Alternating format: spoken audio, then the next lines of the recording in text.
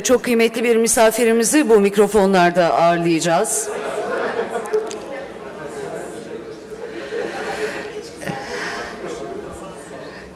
Değerli misafirler, kahve aramızın ardından programımıza OECD Şirket İşleri Bölümü Başkanı Isakksson'un konuşmasıyla devam edeceğiz.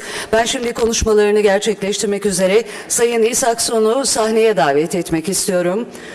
I'd like to invite Mr. Isakkson for his welcoming remarks.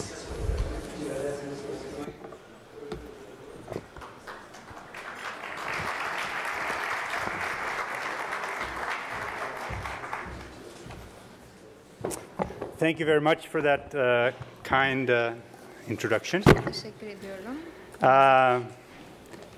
And with excuses for my Turkish pronunciation, dear Mr. Göçmen of the Corporate Governance Association of Turkey, Mr.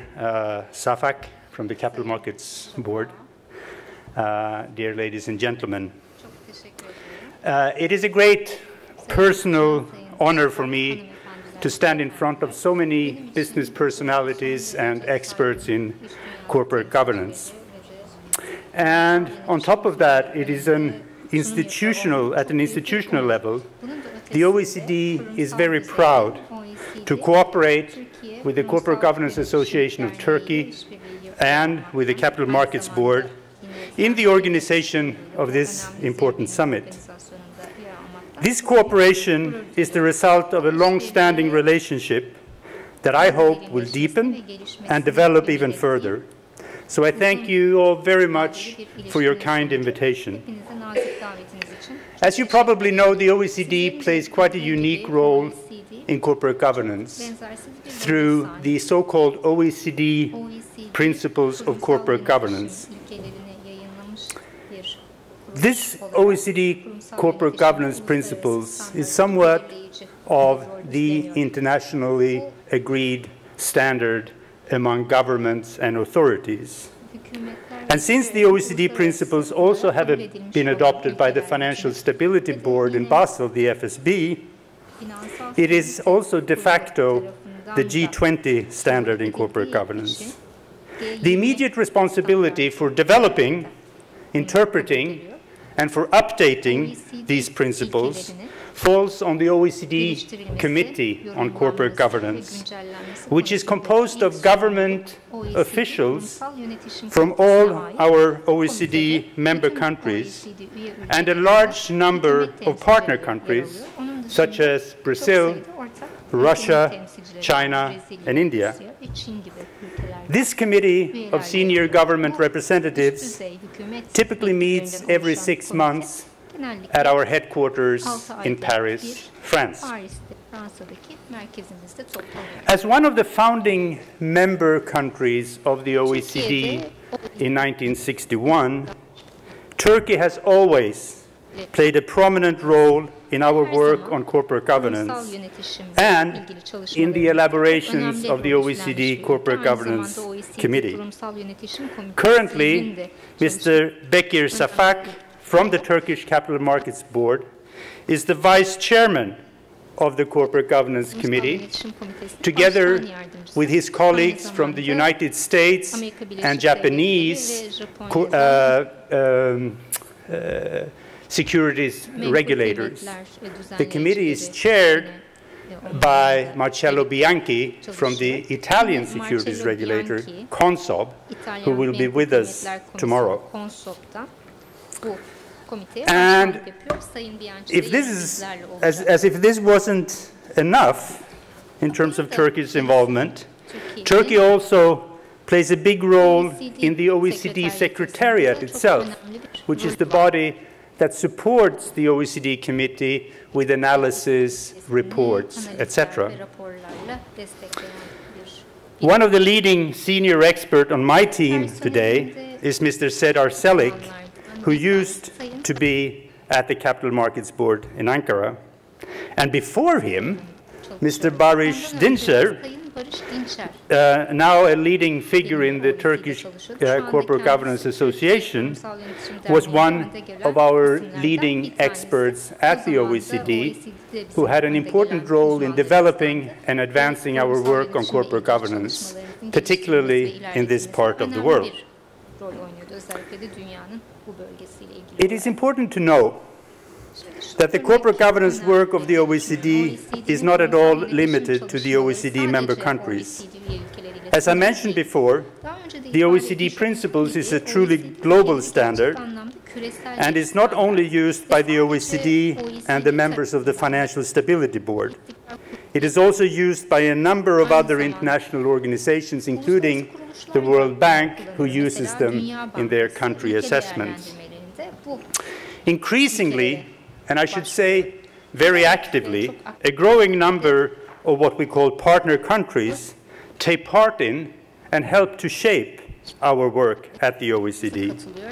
This includes, as I said, China, Russia, India, and Brazil, but also countries from the Middle East, from North Africa, from Eurasia, and from the Balkans. With many of these countries, we have special programs that we want to deepen and that we want to develop. Turkey plays a very important role as a leader and as a reference also for this work. And we are therefore very fortunate to cooperate with institutions such as Bursa Istanbul, the Treasury, and the CMB. As you all know, corporate governance is not an easy term to define in one word, not even in one sentence, and people have even tried to write books about it without being able to explain it very clearly. And I think this is actually fine, because it is a very wide concept which is used for different purposes and in different contexts. There is nothing wrong with that. I think all we need to do is to avoid confusion. Who should do what and why should they do it? There is room for everybody to chip in the wide task of improving different aspects of corporate governance.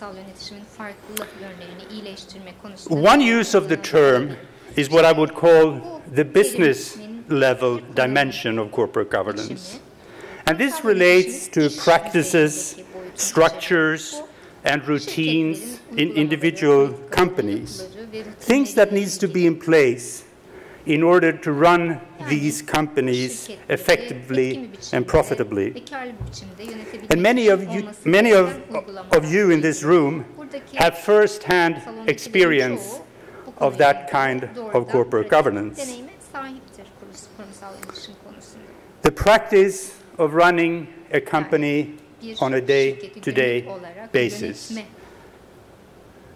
organizing the work between the different parts and organs of the company, the board, the manager, the shareholders meeting, etc., and relating to all the stakeholders that a corporation has.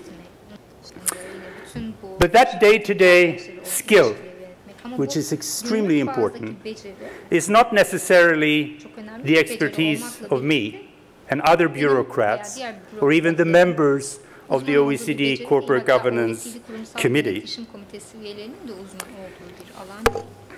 So what we do at the OECD is that we pick up a different aspect, a different dimension, a different level of corporate governance.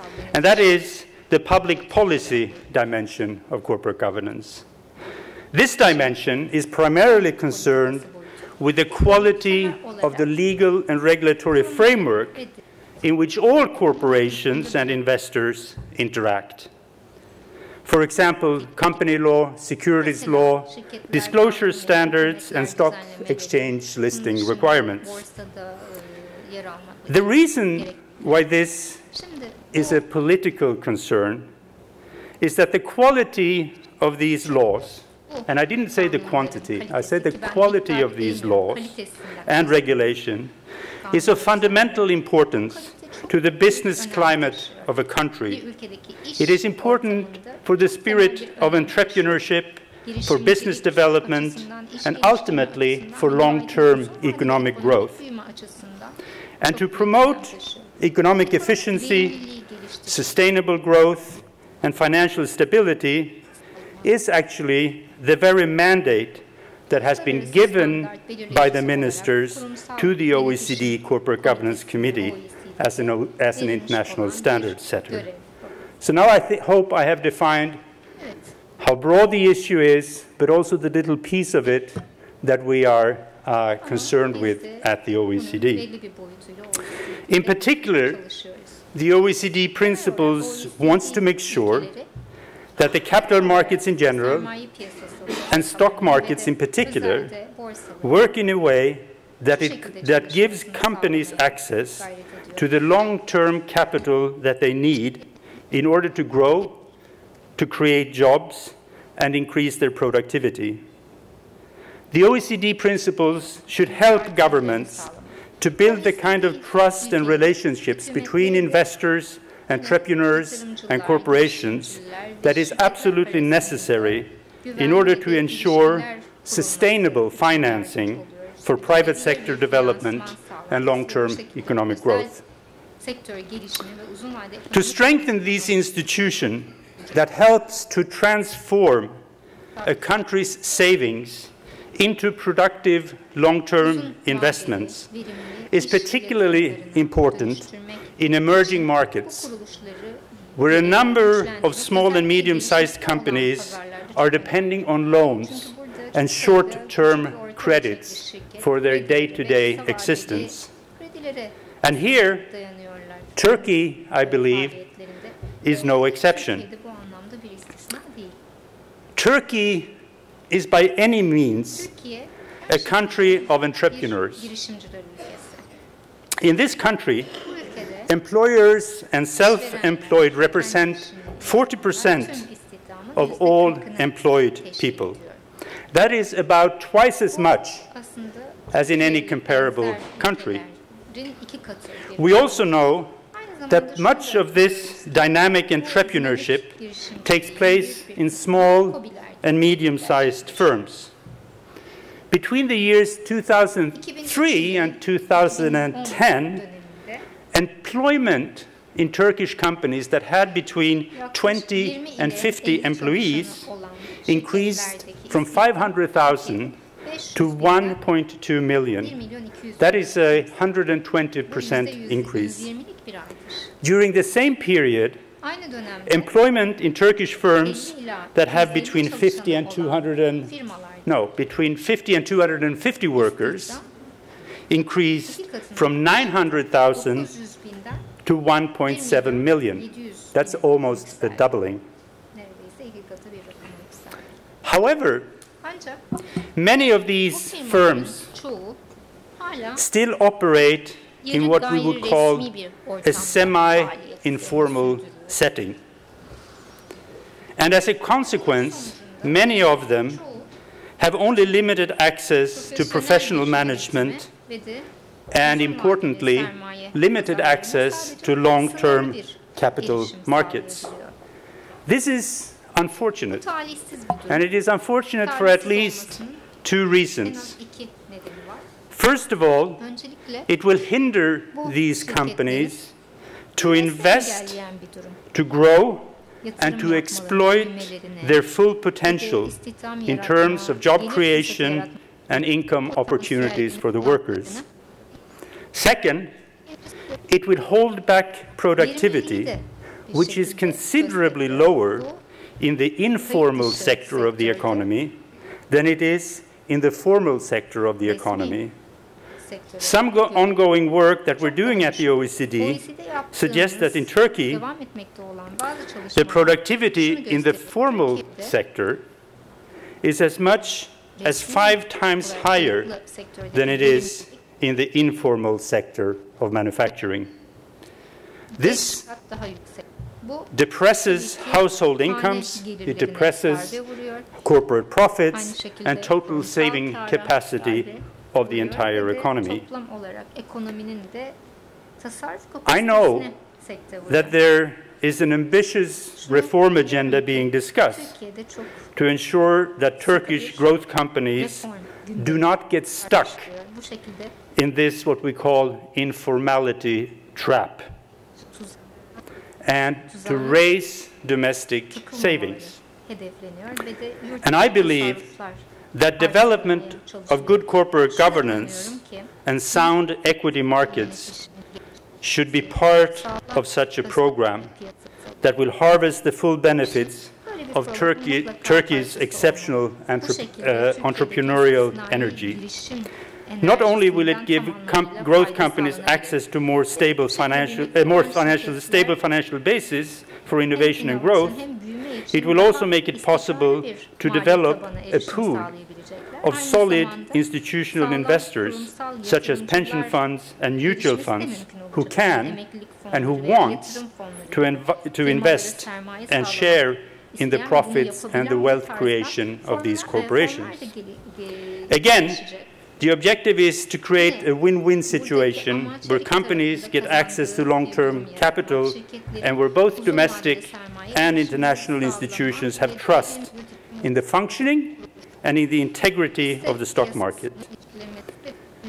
This is also why Turkey, under the leadership of Bekir Bey, has taken the lead in OECD's work on equity market development and corporate governance in emerging markets that we will discuss more about tomorrow. When we think about the future direction of corporate governance and stock markets in emerging markets, it is perhaps natural to look at practices in more developed markets, perhaps in some of the most advanced stock markets, perhaps New York, perhaps London. Obviously, these stock markets have over the years helped to develop some of the greatest companies in the world, from General Electric to IBM and Microsoft. But in the last decade or so, these stock markets have also undergone some fundamental changes in terms of their structure, in terms of corporate ownership, and in terms of investment practices. What we need to know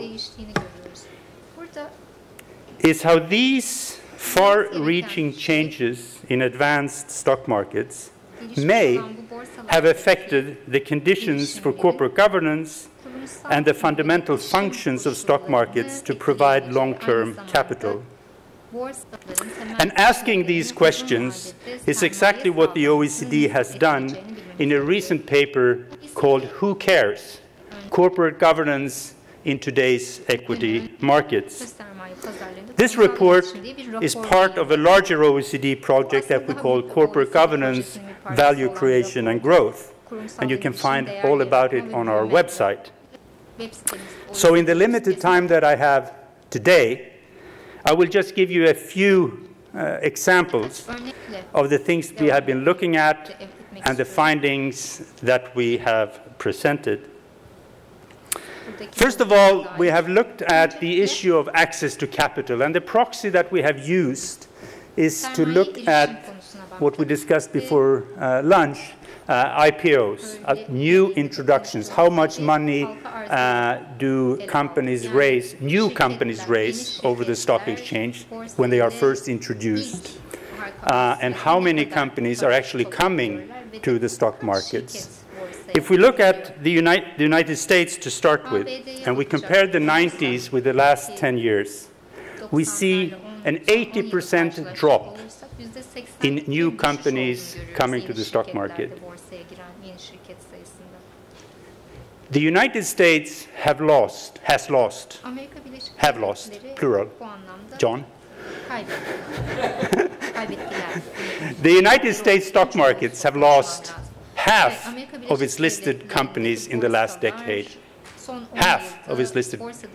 And this is the effect of two different trends, actually. First of all, a lot fewer companies are getting listed. A lot fewer companies are coming to the stock market.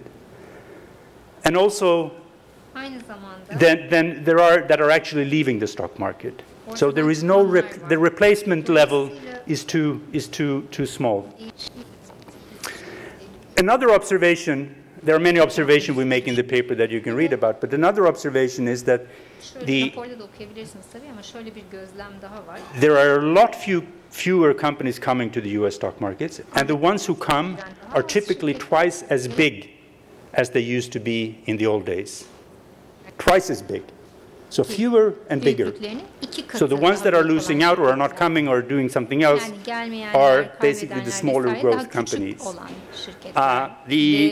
The average size of a company that is coming, the average size of the IPO, the money raised in the US today, is about $250 million. And I usually make the analogy that when Intel was introduced at the stock exchange, it was a $5 million or $7 million IPO. That is about $30 million in today's dollars. $30 million in today's values. There are very, very, very few IPOs of that size today because institutional investors just won't look at them. So that is one observation. I can also give you maybe the situation in the UK. The other big one is a bit more complex. There has indeed been a number of new companies listed in London in the last 10 years.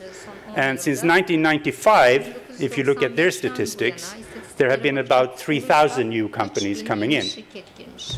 If you take that statistics apart, which Serdar has done, and look at each and every one of them, you will find that half of the listings since 1995 in the UK are just that, listings. They just put their name. They don't raise any money. The other half, 1,470, something like this, are private placements among a limited number of pre-selected investors.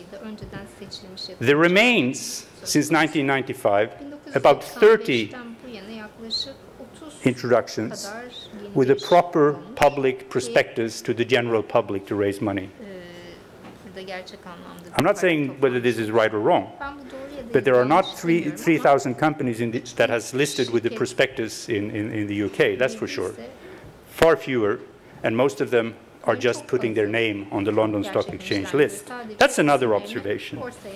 Some people, when we present these figures, they say, oh, well, this is not really important because, you know, there is this new thing that has attracted a lot of attention, particularly in the US and also in continental Europe, and this is what is called private equity firms. That's the new thing. We don't need the stock exchanges anymore because we have private equity firms. Well, I am personally, in terms of governance, I think private equity firms is a very interesting model. And they're doing a lot of good things in many companies. But in terms of the equity injections from private equity, there is no way in a million years that it can replace the fall in equity raised over the stock exchanges. The numbers are a little low, but grosso modo, the total sort of bag of money that the private equity industry sits on is about, I think it's about $3 trillion. Right? Out of that money, about 1/3 is dry powder that they're not doing anything with. It's just committed money. And between 1 and 2 trillion is probably invested in corporations one way or the other, including real estate, to be honest. So it's a very important movement. It's a very important form of ownership in many ways, but it doesn't sort of replace, in terms of volume, what is lost on the public exchanges.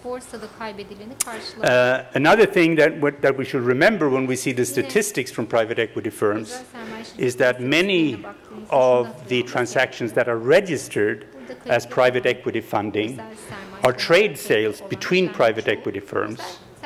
I think it was about half of the buyouts in 2011 in Europe, at least, that were trade sales between private equity firms.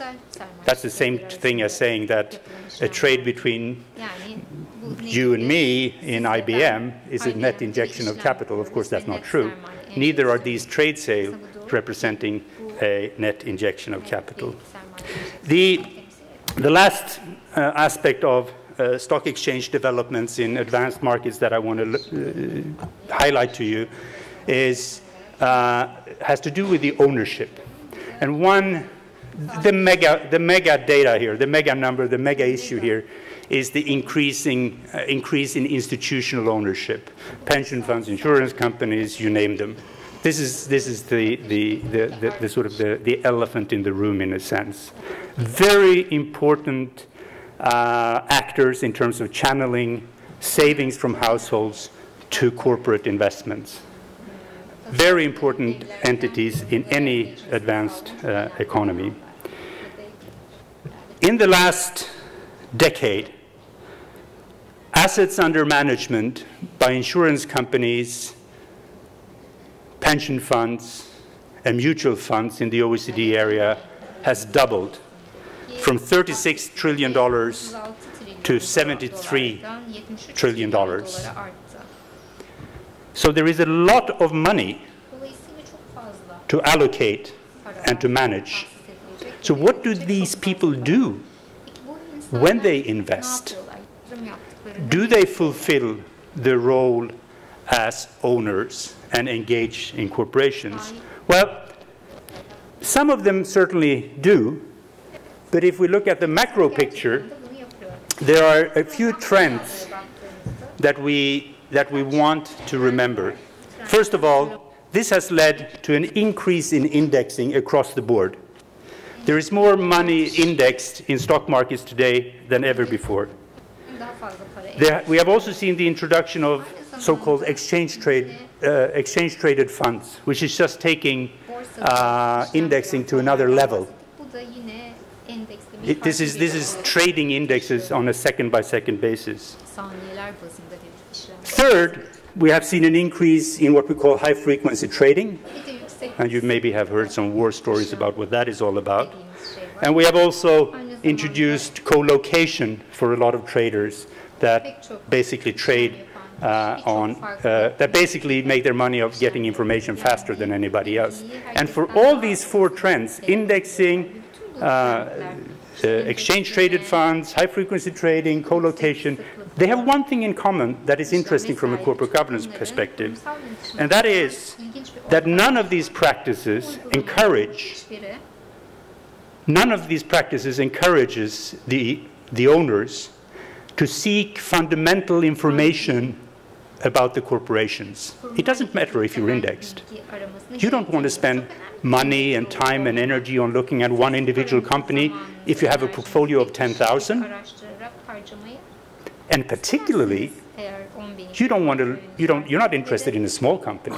I mean, a $30 million company, you know, it's not even worth looking at for most of these investors.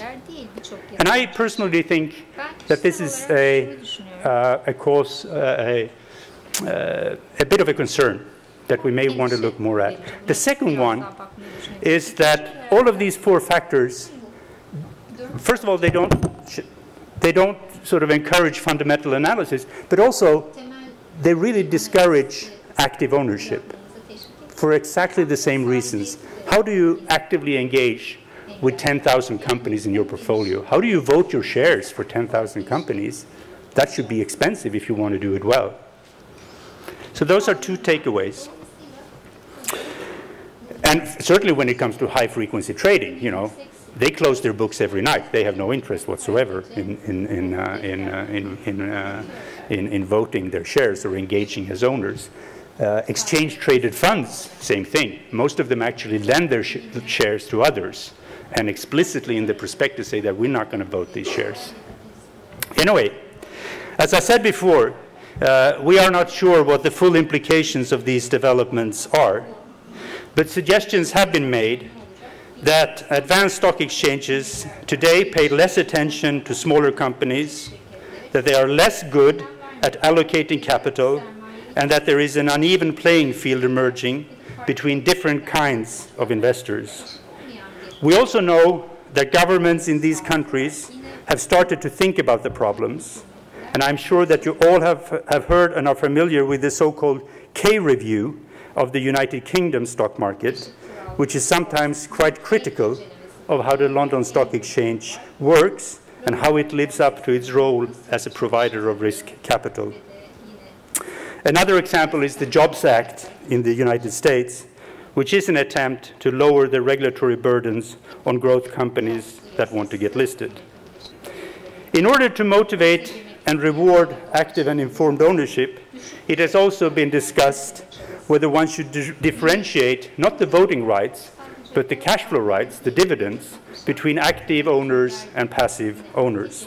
Again, all of these things are issues that are up in the air for discussion, and I think we have a long way to go before we come to final conclusion. But this research and this experience will all feed into the forthcoming review of the OECD principles that is about to start. The Corporate Governance Committee will kick off this review at a meeting in March and plan to have a revised version out of the principles during 2015.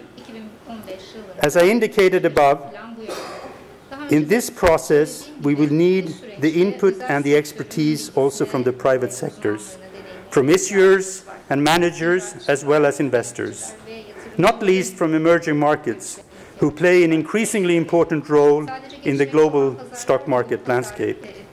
And for this purpose, we have organized quite an extensive process for open consultation. I hope and I count on the participation of the Turkish Corporate Governance Association and also of other Turkish institutions. As I said, Turkey is a country with exceptional entrepreneurial energy, and corporate governance should help, not hinder, making the full use of this energy for the prosperity of the country. Again, it is a privilege to be here, and I want to thank you all for taking the time to listen. Thank you very much.